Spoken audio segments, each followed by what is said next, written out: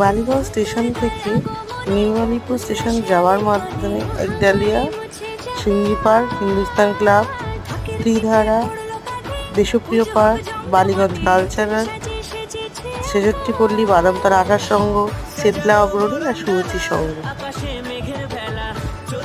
এটা পুরোই Rashbehari avenue crossing থেকে শুরু করে বালিগঞ্জ স্টেশনের দিকে, এই দিকে নিউ আলিপুর স্টেশনের দিকে সমস্ত সোজা রাস্তার উপরেই এই প্যানেলগুলো পেয়ে যায়।